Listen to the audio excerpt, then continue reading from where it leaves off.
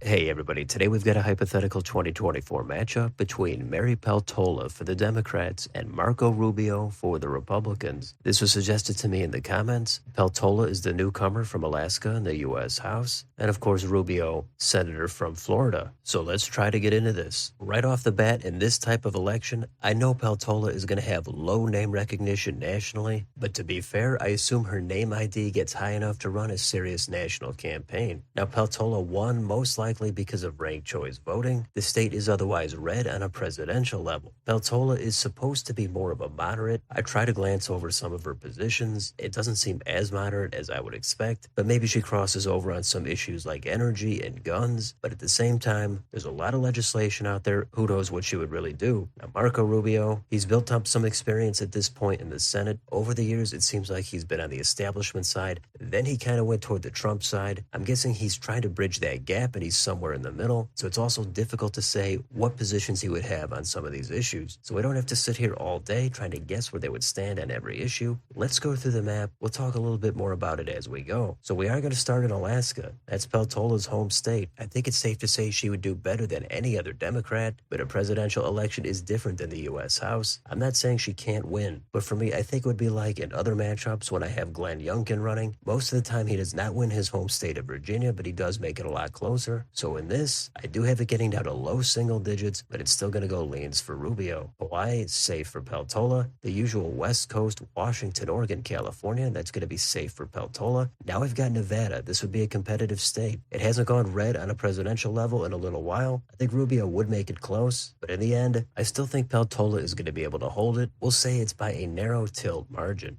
Idaho and Utah is safe for Rubio. Next is Arizona. The state has gotten a lot bluer, but I think they're open to candidates that are not completely in the Trump direction. Rubio, I think, would be able to do that. They're both going to have to talk about the border, but I think Rubio is going to be able to win the state by a 1 to 2 point lean margin. Montana, Wyoming. Those are red states. They're going to stay over 10 and safe for Rubio. Next state, Colorado. I think Rubio is going to get it down under 10. Peltola is going to get it by a likely margin. New Mexico, that's going to be probably 5 or 6 points, likely for Peltola. North and South Dakota, safe for Rubio. Nebraska, at large, safe for Rubio. The 2nd District, this would be very, very close. Rubio, I don't think is a bad fit here, but it's been blue trending, it's suburban, and Peltola is probably not extreme enough to lose it, so she's going to get it by a tilt margin. Kansas, Oklahoma, safe for Rubio. Texas, the margin is usually likely for the Republican. I don't see Peltola getting it under 5. I don't see Rubio getting it over 10, so we're going to say likely for Rubio. Now let's go to Minnesota. This is a tough state. Rubio actually won the state in the 2016 Republican primary, but it's way too blue on a presidential level, but I think he would do better in the suburbs, and I don't think he would lose too much in the red rural counties. I think it's borderline lean likely. We'll say it dips down just under 5 points. We'll put it at leans for Peltola. Iowa, that's over 5, likely for Rubio. Missouri, Arkansas, Louisiana, safe for Rubio. Let's take a look at Wisconsin. This one is completely up for grabs. I think it would be all about the national environment. In the last election, they elected a Democrat for governor, a Republican for U.S. senator. Doesn't get much more split than that. Maybe the red counties revolt on Rubio for trade reasons, but I also think Peltola could lose some progressive vote in Dane County. So once I even everything out, I went with a tilt for Rubio. Illinois, safe for Peltola. Michigan, it's another tough call. The union support is probably not going to care too much about Rubio. He's going to have some cultural appeal, but ultimately I think the state will go about 1 to 2 points leans for Peltola. Indiana, still over 10, safe for Rubio. Kentucky, Tennessee, Mississippi, Alabama, safe for Rubio. Now we've got Rubio's home state of Florida. There's no question he's going to win it. It's not going to be over 10, but it is going to be over 5, likely for Rubio. Let's go north to Georgia. Here's a state that I think Rubio is going to be stronger in than Donald Trump, at least as far as the Atlanta suburbs go. Now Peltola, I think, would probably also do reasonable in the suburbs. But in the midterms, we did see Brian Kemp easily win re-election for governor, so I don't think this state is completely gone for the Republicans. Rubio is from neighboring Florida. I think he'd be able to win it by at least 1 point, so we're going to say leans for Rubio. South Carolina, safe for Rubio. North Carolina is also going to go leans for Rubio. Now, what about Ohio? There's always going to be questions in the Rust Belt as to how strong the Republican would be, but Ohio has gotten so much redder over the past 10 years that it's not too difficult to say Rubio would win this by a likely margin. West Virginia is safe for Rubio. Now we go to the northeast corner, Maine at large. That is going to be likely for Peltola. The first district, safe for Peltola. The second district, that's the Jared Golden district. Now I would think Peltola is going to have a little bit in common with Jared Golden. She's probably not going to be a terrible fit for this district, but on a presidential level, it seems like this district has drifted toward the right. So I think Rubio is still going to get it by a lean margin. Next door to New Hampshire. This is another one that there's going to be debate on. I suppose it's not out of the question for Rubio to be able to pick it up, but I think it's just a little bit too blue. Peltola, not a terrible fit here, so she's going to get it by a lean margin. Now we've got the blue states. We've got Vermont, New York, Massachusetts, Connecticut, Rhode Island, New Jersey, Delaware, Maryland, and Washington, D.C. Safe for Peltola. Now how about Pennsylvania? Again, it depends on the national environment. Let's try to even it out. We're going to say that Peltola wins this by a tilt margin. Last state, it's Virginia. I think Northern Virginia is going to drown out most of the rest of the state. They're going to come out for Peltola. Even though Rubio is not a pure Trump candidate, I still think Peltola is going to win, probably by about 5 to 6 points. So we're going to say likely for Peltola. The final total is Marco Rubio 272, Mary Peltola 266. So Marco Rubio squeaks by with a win, but it's so close it could go either way. Again, the national environment would likely determine the winner. We also have to consider the running mates, but in a head-to-head matchup, I think either one of these two could win it. And it's true, a lot of people have no idea who Peltola is. It makes it difficult, but I'm trying to be fair and assume she runs a serious campaign. She might lose some progressive vote in certain places. Rubio might lose a little bit of the hardcore Trump vote. Like with most elections, the independents and the suburbs are going to be up for grabs. I don't know where both of these two would stand on every issue. There's no doubt they would both paint each other as extreme, and it's difficult to try to consider the turnout with all the different demographics on all the different issues in all the different states. I could bump Minnesota up to likely. I could flip Wisconsin. I could flip Nevada. Maybe I take Georgia down to tilt. Maybe you give Peltola Alaska, and that would result in a 269 tie. You could tweak this kind of thing endlessly. This is not some super locked-in prediction. After considering everything, this is just what I happen to come up with at the time. It could easily change. You're going to have your own reasons for your own map, and that's what it's all about. So let me know in the comments.